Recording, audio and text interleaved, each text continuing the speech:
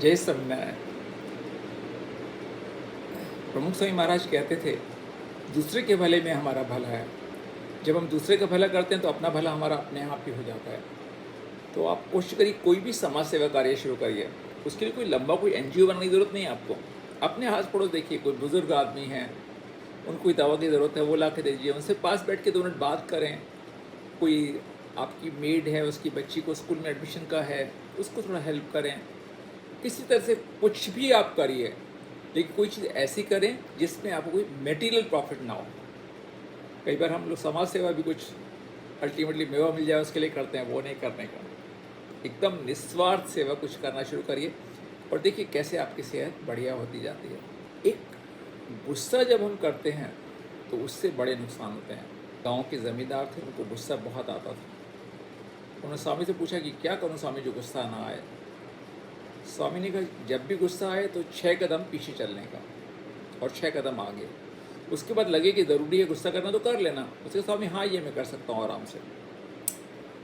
तो गांव में एक नट खेल दिखाने आए हुए थे और रात को प्रोग्राम था और उसमें लेडीज़ की जाने की मनाही थी। लेकिन जो ज़मींदार की बहन थी उसने भाई के कपड़े पहने और वहाँ खेल देखने पहुँच गई और खेल ख़त्म होने से 5 मिनट पहले आके और भाभी के साथ ही पलंग पे सो गई।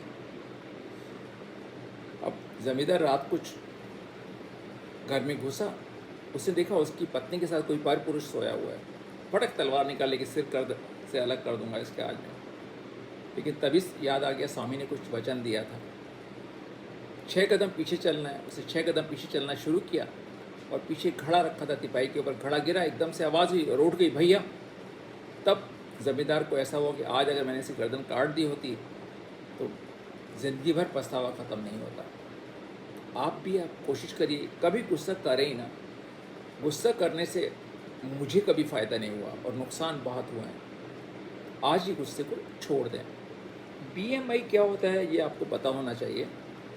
आमतौर पे हम अपना वज़न देख लेते हैं, कितना वज़न है, कितना होना चाहिए। एक मैंने फॉर्मूला बताया था कि आपकी हाइट मान लीजिए 165 सेंटीमीटर है, उसमें 100 निकाल दीजिए तो 65 किलो आपका वज़न होना चाहिए अंदाज़न। लेकिन बीएमआई इसका और एडवांस वर्जन है। आपका जो वज़न जो है किलोग्राम में लीजिए और आपकी हाइट को मीटर्स में, और उसका हाइट का मीटर को स्क्वायर कर लीजिए और वज़न को उससे डिवाइड कर दीजिए। जैसे मान लीजिए आपका वज़न है 65 किलो और आपकी हाइट है 1.5 मीटर, मतलब 5 फुट के अंदाज़ा।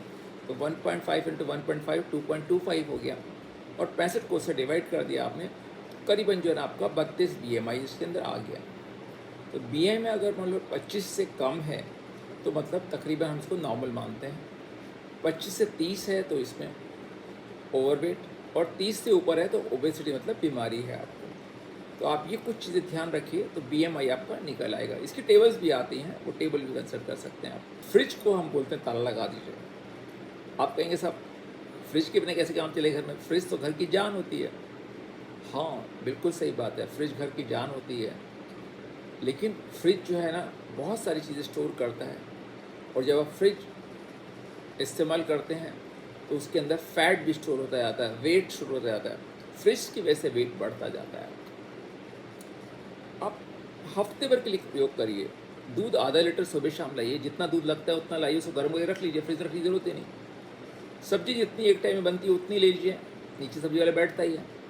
हम लोग की आदत बन गई है कि हफ्ते भर की सब्जियां खरीद के फ्रिज में स्टॉक करके और बासी सब्जियां खाने की। हम लोग सोच लेते हैं फ्रिज में सब्जी खराब नहीं होती, ऐसा नहीं है। ताज़ा सब्जी का एक अलग ही मज़ा है, उसमें विटामिन मिनरल्स का भंडार होता है। तो हमेशा ताज़ा सब्जी, ताज़ा फल खाना शुरू करिए और देखिए कुछ टाइम बाद पाएंगे आपको दूसरी की ज़रूरत है ही नहीं, और उसको परमानेंट ताला लगा दीजिए आप। धरती पे हर साल 1 लाख नए केमिकल्स डिस्कवर होते हैं और उनसे बहुत से केमिकल्स हमारे शरीर में पहुंच जाते हैं। जैसे जितने पैक्ड फूड्स होते हैं they are full of chemicals. पहले बिस्कुट में 4 ही चीज़ें होती थी, आटा, घी, चीनी और दूध। और आजकल उसके पैकेट देखो, उसमें 100 से ऊपर चीज़ें होती हैं। क्या क्या है हमें मालूम ही नहीं, और उनकी क्या साइड इफेक्ट्स है वो नहीं मालूम। तो कोशिश करें शरीर में जितने कम से कम केमिकल जाएँ। जो आप शैम्पू यूज़ करते हैं, जो आप सोप यूज़ करते हैं, जो क्रीम, पाउडर, लिपस्टिक, जितने सौंदर्य के प्रसाधन यूज़ करते हैं वो सब भी जहर हैं। सिर में आधा नींबू का रस लेके और उसको लगा लीजिए सिर में और आधा घंटे बाद धो दीजिए। देखिए सिर आपका बढ़िया साफ़ हो जाएगा। मुल्तानी मिट्टी लगा सकते हैं सिर में, और पूरे बदन में मुल्तानी मिट्टी लगा सकते हैं। या सिर में आप जो है ना, घर में आप शैम्पू बनाइए, रीठा शिकाकाई आंवला मिला के, बहुत बढ़िया शैम्पू बनता है, उसको यूज़ कर सकते हैं।